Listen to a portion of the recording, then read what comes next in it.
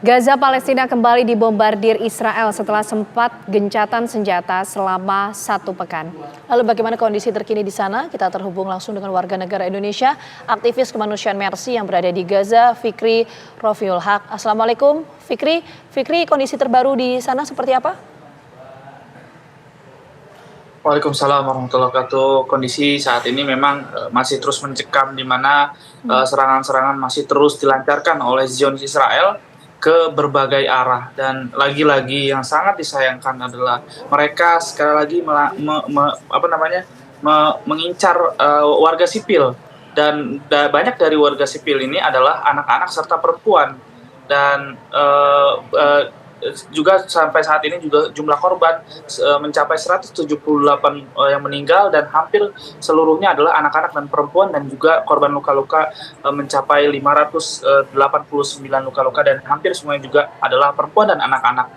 Dan sampai saat ini masih saya terus mendengar suara drone yang memang terus mengitari 24 jam di langit, dan juga pesawat-pesawat jet tempur juga terus berlalu lalang di langit, dan gempuran-gempuran dari Zionis Israel masih terus terdengar sehingga membuat bangunan tempat kami tinggal ini terguncang.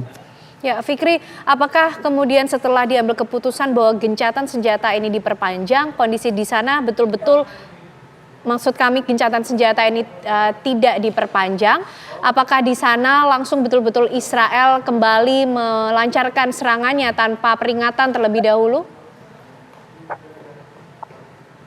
Ya, sebenarnya saya sebenarnya sudah bosan ya menyampaikan bahwa pihak Zionis Israel ini sering sekali melanggar kesepakatan gencatan senjata, di mana ketika terakhir kalau nggak salah pada Kamis lah kemarin pada Kamis kemarin kami ke pasar, dan sebenarnya gencatan senjata itu masih ada, dan tapi pesawat jet tempur Israel itu sudah mengudara di langit, dan itu memang sudah dilarang dan sudah disepakati seharusnya oleh pihak militer Israel dengan pejuang Palestina.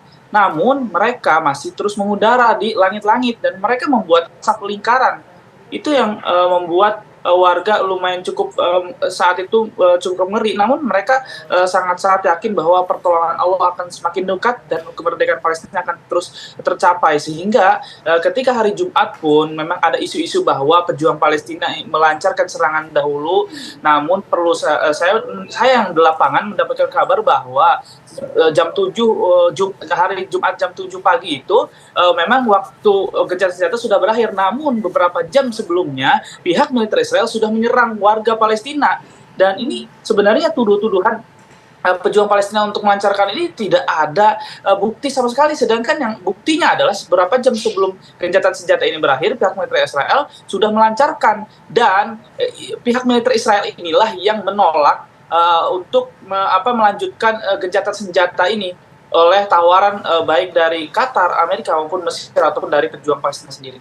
Iya, Fikri, tentu ini miris ya mendengarkan kondisi di sana seperti apa. Banyak sekali yang warga di sana yang terluka, bahkan anak-anak, perempuan.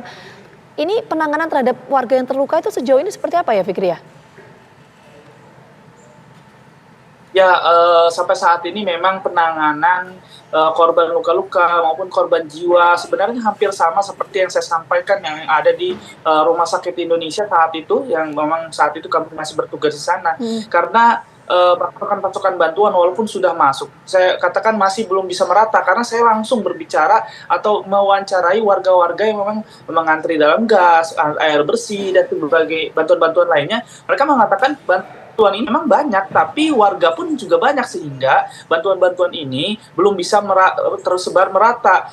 Terlebih lagi ketika saya berkunjung ke Rumah Sakit Nasir yang ada di Gaza Selatan, Rumah Sakit Eropa yang ada di Jalur Gaza Selatan, Rumah Sakit Dirbalah yang ada di kota Dirbalah yang ada di Gaza Tengah, kami sudah langsung melihat kondisi di sana bahwa para korban luka-luka juga masih belum mendapatkan tempat, masih belum mendapatkan perawatan yang memang seharusnya mereka dapatkan secara langsung begitu, karena masih banyak antrian, karena ini korban-korban juga banyak yang dari utara ini yang sudah mengungsikan, baik dari Rumah Sakit Indonesia maupun Rumah Sakit Ashifa, banyak sekali yang diungsikan ke Jalur Gaza bagian selatan, salah satunya rumah sakit yang kami sebutkan tadi.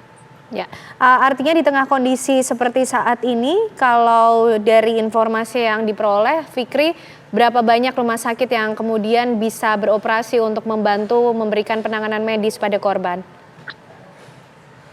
Ya, memang sampai saat ini informasi rumah sakit yang masih terus beroperasi, yang jelas kami hanya mengetahui rumah sakit terbesar saja yang ada di jalur Gaza Selatan seperti Rumah Sakit Nasir dan juga Rumah Sakit Eropa, dan juga yang ada di jalur Gaza Tengah itu ada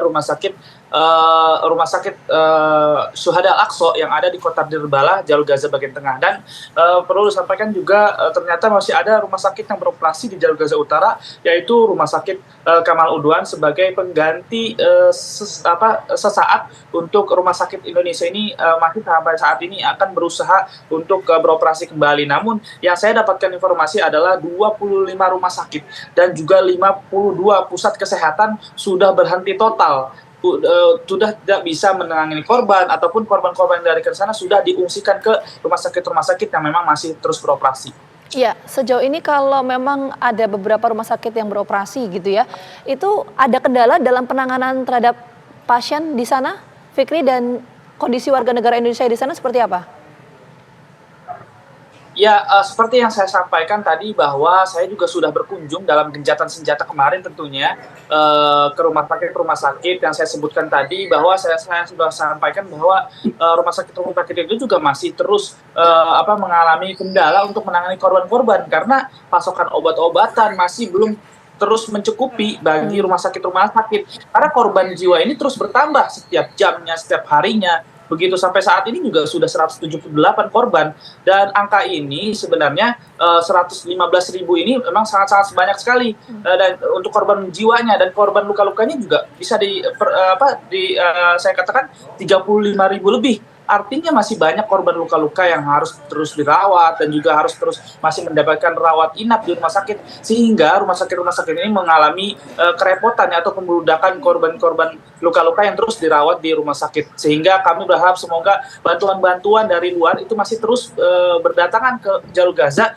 untuk bisa membantu atau meringankan beban saudara-saudara kita yang ada di jalur Gaza bagian Palestina, jalur Gaza. Baik, tetap jaga kesehatan dan keselamatan di sana. Terima kasih Fikri Rofiul Haq, aktivis kemanusiaan Mercy di Gaza, sudah bergabung bersama kami.